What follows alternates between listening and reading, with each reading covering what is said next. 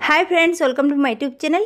যারা যারা ICT computer teacher অর্থাৎ আইসিটি ইনস্ট্রাক্টরস হতে চান তাদের জন্য খুব ভালো খবর। টোটাল 350টি পোস্টে আইসিটি ইনস্ট্রাক্টরস নিয়োগ হতে চলেছে।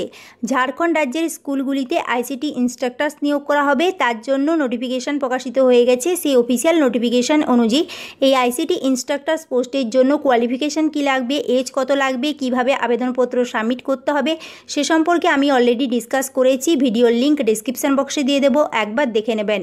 এই আইসিটি ইনস্ট্রাক্টরস পোস্টে ক্যান্ডিডেট কিভাবে সিলেক্ট করা হবে, সিলেকশন প্রসিডিওর কি রয়েছে, এক্সাম প্যাটার্ন কি রয়েছে, কোন কোন টপিক থেকে প্রশ্ন থাকবে, কত নম্বরে পরীক্ষা হবে, আজকের এই ভিডিওতে ডিটেলসে সিলেবাস নিয়ে ডিসকাস করব।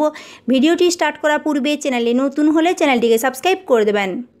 আইসিটি ইনস্ট্রাক্টরস পোস্টে ক্যান্ডিডেট সিলেক্ট করা হবে online computer based test exam ও পার্সোনাল ইন্টারভিউর মাধ্যমে। টোটাল 100 নম্বরের উপর ডিপেন্ড করে ক্যান্ডিডেট সিলেক্ট করা হবে। তার মধ্যে সিবিটি টেস্ট এক্সামের জন্য থাকছে 40 নাম্বার, ইন্টারভিউর জন্য থাকছে 60 নাম্বার। সিবিটি টেস্ট এক্সামের জন্য 1 ঘন্টা টাইম থাকছে, ইন্টারভিউর জন্য টাইম থাকছে 10 থেকে 15 মিনিট। এই সিবিটি টেস্ট এক্সামের কোয়ালিফাইং মার্কস 50% মার্কস, অর্থাৎ 40 নম্বরে পরীক্ষা হবে, তার মধ্যে 50% মার্কস অর্থাৎ 20 মার্কস ক্যান্ডিডেটকে পেতে হবে।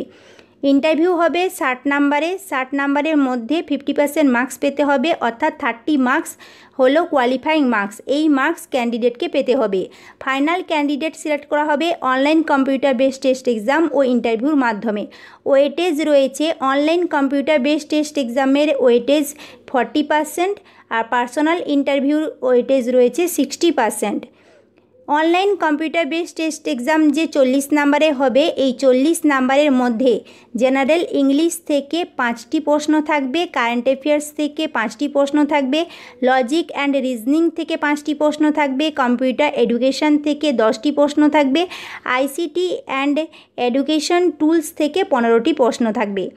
জেনারেল ইংলিশ থেকে যে 5টি প্রশ্ন থাকবে সেটা গ্র্যাজুয়েশন লেভেলের কোশ্চেন হবে, এখানে বলাই হয়েছে গ্র্যাজুয়েশন লেভেলের কোশ্চেন থাকবে। কারেন্ট অ্যাফেয়ার্স থেকে 5টি প্রশ্ন থাকবে গ্র্যাজুয়েশন লেভেলে, লজিক অ্যান্ড রিজনিং থেকেও কোশ্চেন 5টি যে থাকবে সেটাও গ্র্যাজুয়েশন লেভেলের কোশ্চেন থাকবে। এবারে কম্পিউটার এডুকেশন থেকে যে 10টি কোশ্চেন থাকবে, যে যে টপিক থেকে কোশ্চেন থাকবে, বেসিক কম্পিউটার নলেজ और Microsoft office tools and other related software থেকে কোশ্চেন থাকবে।